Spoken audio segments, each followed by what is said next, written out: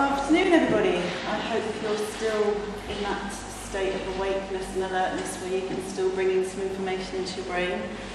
My name is Joules. I'm going to be talking about hypnotherapy and neurological reprogramming and how to consciously change your thoughts, beliefs to help you live a more liberated life. So my Reiki journey began back in about 2013.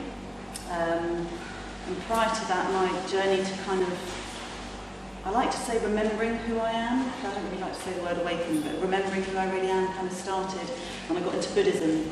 And I was kind of sitting on retreats and doing all this 10 hours of meditation and suddenly realised that I was not this physical body that I thought I was for 25 years of my life, and suddenly went, who am I?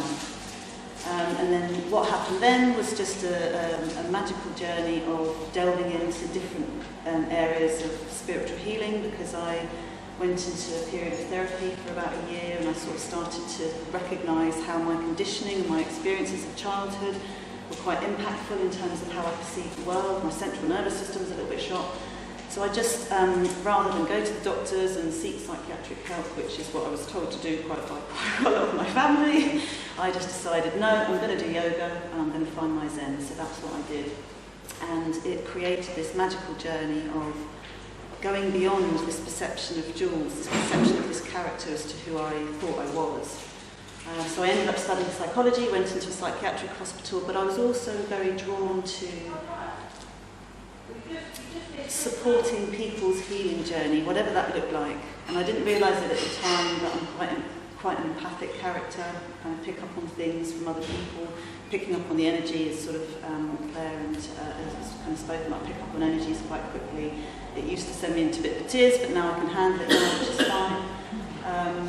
And I got into Reiki as a form of healing modality just for myself. I wanted some sort of process or some sort of structure to what I was doing, because all these things were happening with my hands, all these things were happening with the body, and I didn't fully understand it.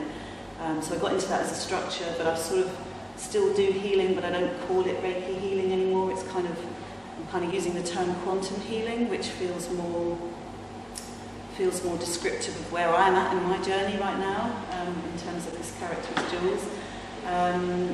And quantum healing really is about just finding that zero point. Come on in. In quantum healing, you're kind of coming back to that zero point, you're coming back to that sort of source of creation of infinite possibilities, where there is an opportunity to experience polarity, there is an opportunity to experience duality, which is what we've come here to do, by the way, in my understanding of a human experience, is to experience all of these things that we experience. We can either choose this life, but it's a conscious choice in terms of what Claire has also mentioned. It's a conscious choice what we've come here to experience.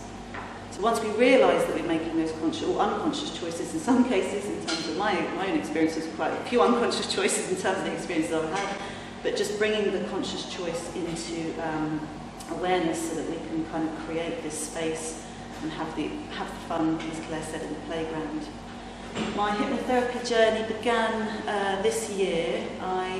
It was a synchronistic kind of thing. It just landed in my lap, and I just thought, why not? I'll just see where this goes. And it's been a fantastic, amazing way of understanding a little bit more about the neuroscience, which is kind of what I was involved in psychology a few years ago when I worked in a psychiatric hospital, and just also a little bit more understanding of how these brains are kind of functioning. And yes, we're all connected to this consciousness field, we're all in it, we are it, and how a lot of the thoughts that we have can be ours, but it's also ours as a collective. It's also ours as aspects of source.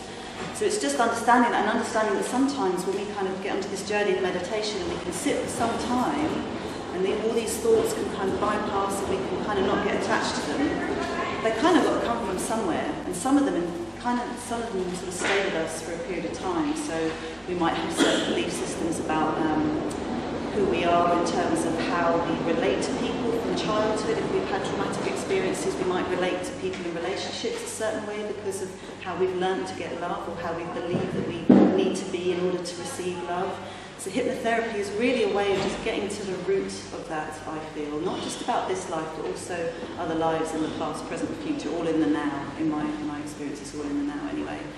So hypnotherapy is a really beautiful modality to get to the root of some of these systems that are in operation within us, that we've either chosen to experience or that we've just allowed our brain to kind of take over. So, for example, in terms of how I would relate to people in my relationships is very much intrinsically connected to how I used to relate to my relationships with my mother and my father, and I can see that now. So changing the programs that are running,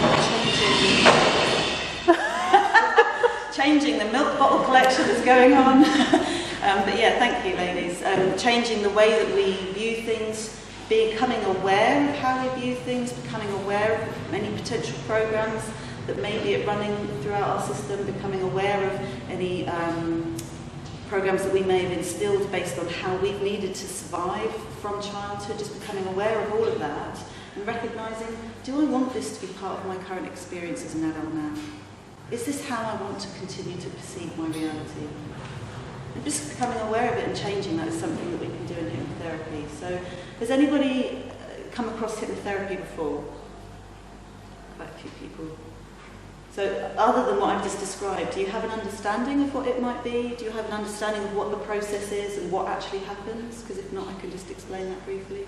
Yeah, explain that'd be great. Yeah. So, in hypnotherapy, it's about, and I don't proclaim myself as a healer, I just want to say that, but you know, like, I'm there to guide and support the person's own natural healing ability, just to make that really, really clear.